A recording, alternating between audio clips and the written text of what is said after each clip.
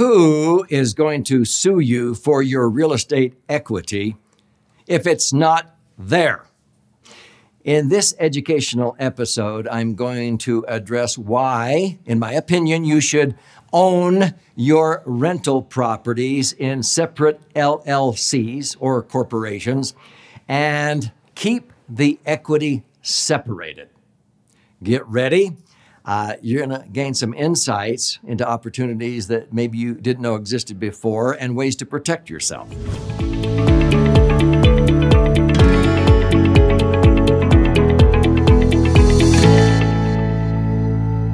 So I'm Doug Andrew. I've been a financial strategist and retirement planning specialist now for nearly 5 decades, helping a lot of people, thousands in the general public, optimize assets, minimize taxes, and empower what I call their authentic wealth, helping them prepare for a comfortable retirement and make sure they maintain liquidity, safety, and earn predictable rates of return. And so in that process of doing this for 5 decades, I've also been very blessed to have authored 12 books. I have taught many, many classes, not only to the general public, but I teach advanced continuing education to CPAs and tax attorneys. And so many times when I'm teaching attorneys, we talk about asset protection. And they oftentimes compliment me and say, wow, Doug, you understand how to protect assets way more than even we are trained to do as asset protection attorneys. So I'm going to share with you what they learned from me that they didn't learn in law school, okay? So there's 2 big ahas that I hope that you'll get in this episode. Stay with me to the end because I want to gift you a free copy of my most recent best-selling book, maybe one of 2 books, okay? So I started out by talking about who's going to sue you for your real estate equity if it's not there. That's an exact quote from a world-renowned attorney who has over 12,000 clients in the state of California. And he said that in my class. He said, Doug, I have been trying to protect people's assets, their homes, their real estate, by using all kinds of instruments and trusts and LLCs. You solved it better than I have even in one single strategy. Who is going to sue you for your real estate equity or your home equity if it's not there?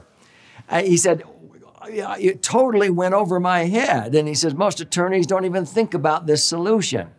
So I'm going to share that with you and also how I would recommend that you own your real estate and how you should keep the equity separated and where you should put it to protect it from frivolous lawsuits in this sue-happy society that unfortunately we have become. So let me start out by giving you a story, a true story. My wife and I, for years, we had a condominium, 3-bedroom condo in a community in southern Utah where it's nice and sunny. And our friends had one in the same complex. And so when we weren't using it, we put it in the rental pool. And so this rental management company would advertise and they would bring people in and they would take 40% and give us 60% of all the revenue, but they would clean it and maintain it and what have you. Well, our friends who owned one of the units, they had rented it out. Renters came in, they hired a babysitter and went out for the night. Well, the babysitter is there, the kids are asleep, and a young repairman knocks at their door for some reason to find out direction or whatever, and he notices that this young babysitter is vulnerable, alone in this condo. He goes in and abuses her and rapes her.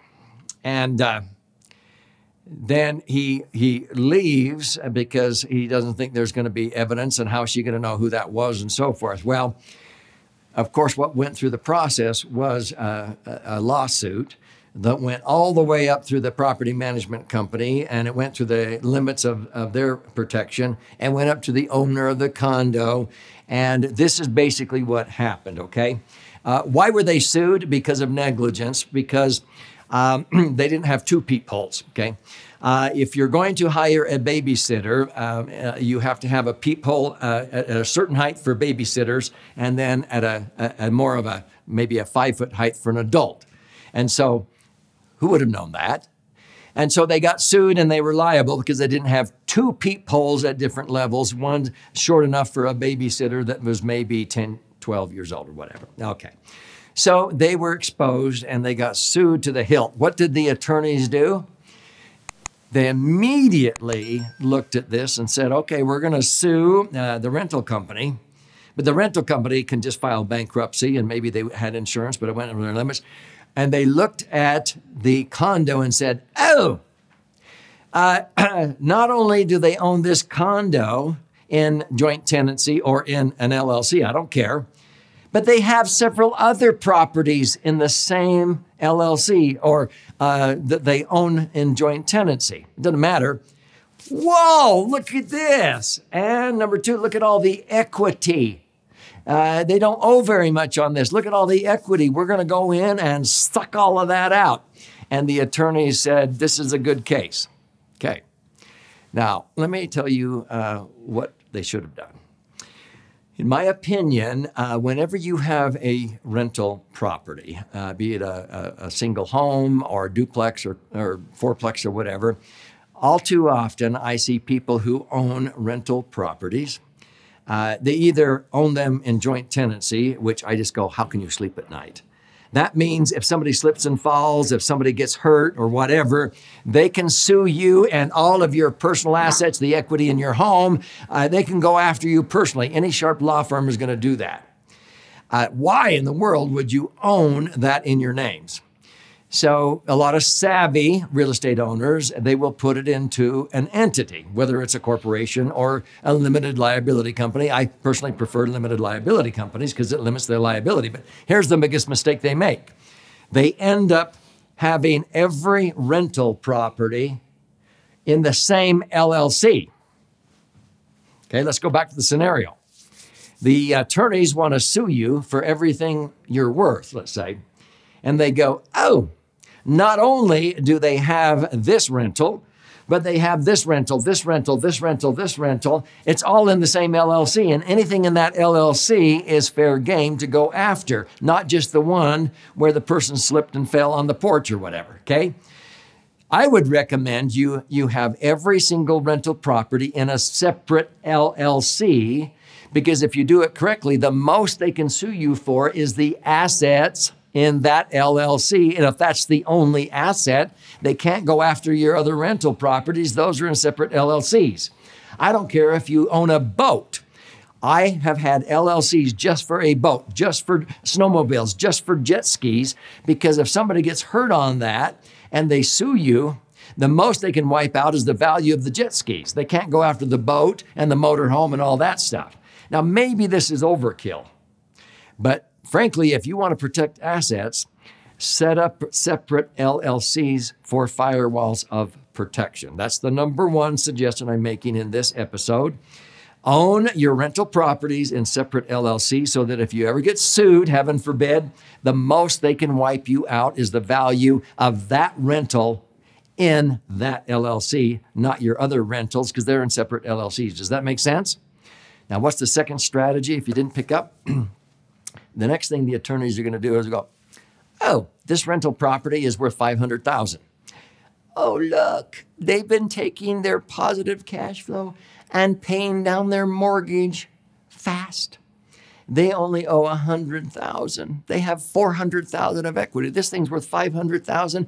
It only has $100,000 of liability. Let's go after this one. There's $400,000 here because you have all this equity in the property.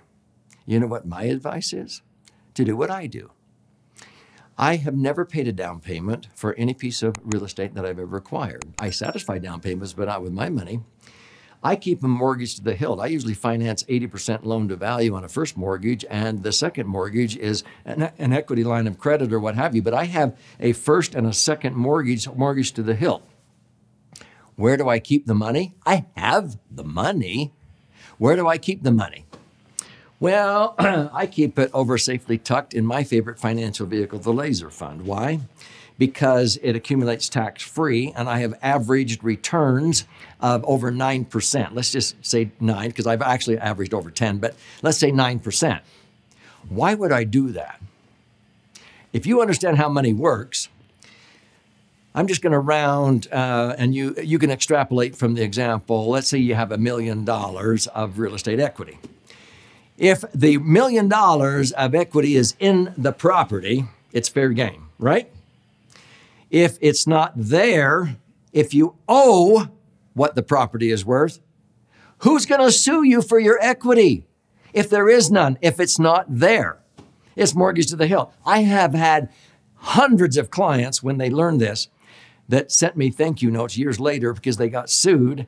And as soon as the law firm found out that there was no equity, they dropped the lawsuit and said, there's nothing to go after. This is not worth our time. Because they only had one property in the LLC and it's mortgage to the hilt. There's nothing to go after. That's why the attorney said, who's going to sue you for your real estate equity if it's not there? Where is it?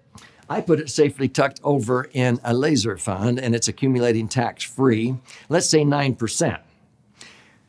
Why do I do that? Well, because I'm also making money. When I mortgage the properties, I'm usually borrowing money, let's say at 4.5% interest, tax deductible, because you can deduct the interest on rental properties. So in a 33% tax bracket, it doesn't cost me 4.5%, it only costs me 3%. On $1 million of mortgages, I may pay $45,000 a year in interest on the mortgage, but I get $15,000 back in actual tax savings with that $45,000 interest write-off. So it's cost me $30,000. I'm making $90,000 here.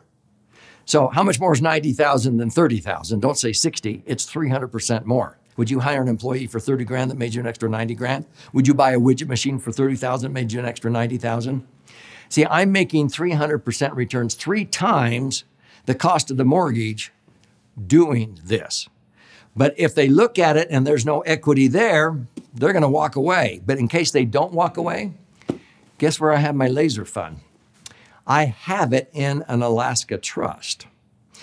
An Alaska trust that has LLCs, that's next to impossible to penetrate in courts of law.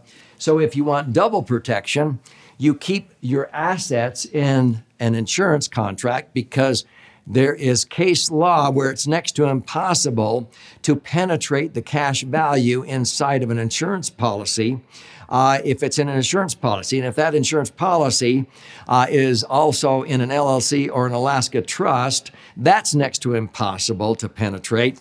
And so you build up firewalls of protection with LLCs, maybe an Alaska trust. And Alaska trusts have usually better rules than most states. Nevada is pretty good also, but a savvy attorney will explain the advantages of an Alaska trust. But the main point is here. If you own real estate rental properties, I would suggest number one, that every one of them be in a separate LLC so that if you get sued, the most they can wipe out is the asset in that LLC. Number two, I would recommend you keep that equity separated. You keep it mortgaged to the hilt and you put it over somewhere where it's liquid and safe and protected from liability exposure. The best I have found is a maximum funded indexed universal life insurance policy that will earn you double, triple, or quadruple what the net cost of the mortgage is costing. So you're making more money in the process.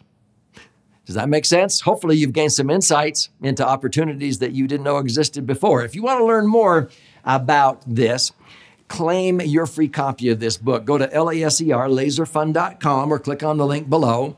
You contribute a nominal amount towards the shipping and handling. I'll cover the rest of that cost and I'll pay for the book. I'll fire out a hard copy to you, priority mail. There's options if you also want to listen and learn, watch and learn.